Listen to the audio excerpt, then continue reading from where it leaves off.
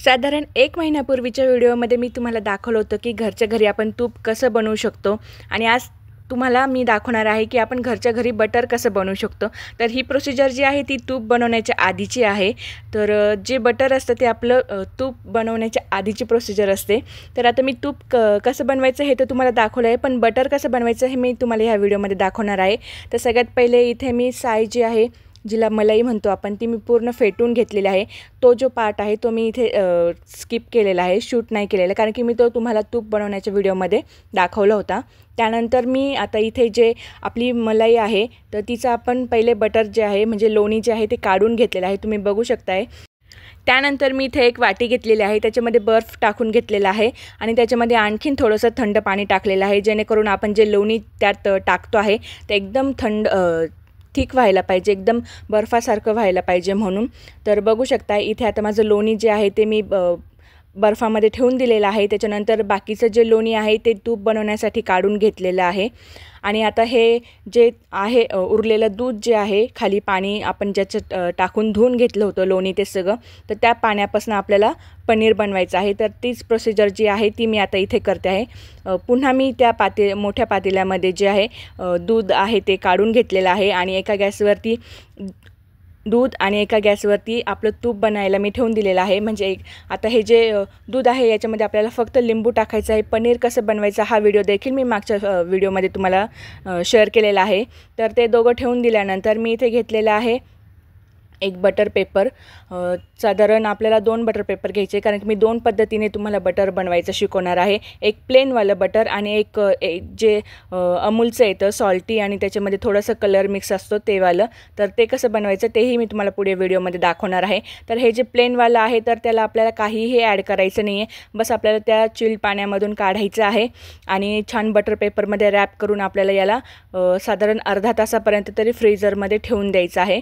तर मी आता इथे ते काढून घेतलेलं आहे आणि बटर पेपरमध्ये रॅप करून त्याला एका छान काचेच्या डब्यामध्ये ठेवून व्यवस्थित फ्रीझरमध्ये साधारण अर्ध्या तासासाठी ठेवून देणार आहे। त्यानंतर आपण घेऊया आपला बटरचा दुसरा गोळा।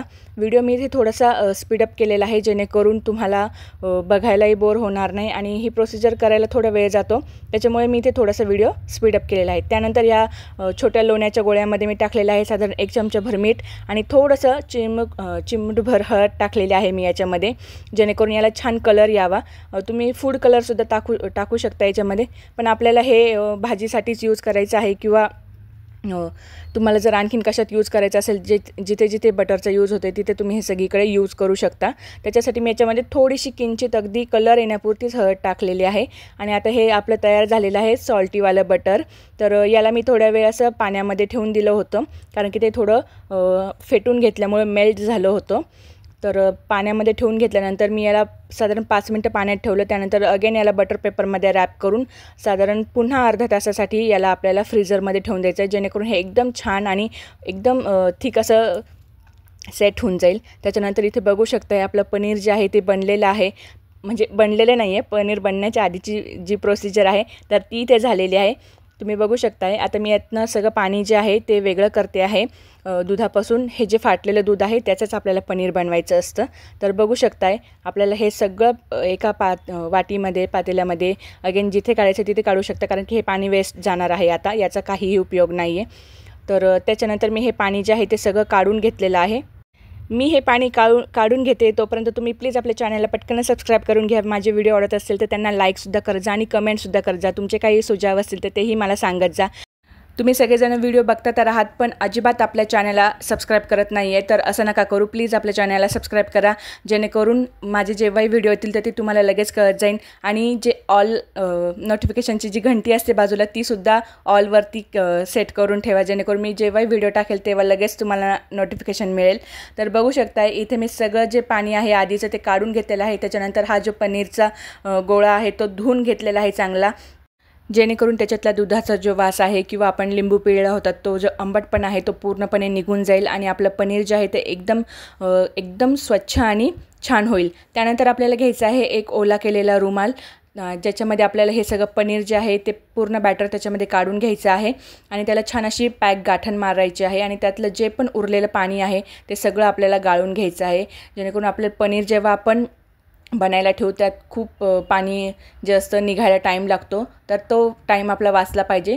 तर बघू शकता इथे बरंचसं पाणी याच्यामध्ये होतं, ते सगळं पाणी आता मी काढून घेतलेलं आहे. पूर्ण ड्राय जे आहे ते करून घेतलेलं आहे. त्यानंतर त्याच्यावरती एक जड वस्तू ठेवून आपल्याला ते ठेवून द्यायचं आहे सेट व्हायला. 1.5-2 तासामध्ये छान पनीर बनून जातं. त्यानंतर तुम्ही बघू शकता अर्ध्या तासानंतर आपलं इथं बटर जे आहे ते मी तुम्हाला काढून दाखवते आहे. किती छान बनलेलं आहे.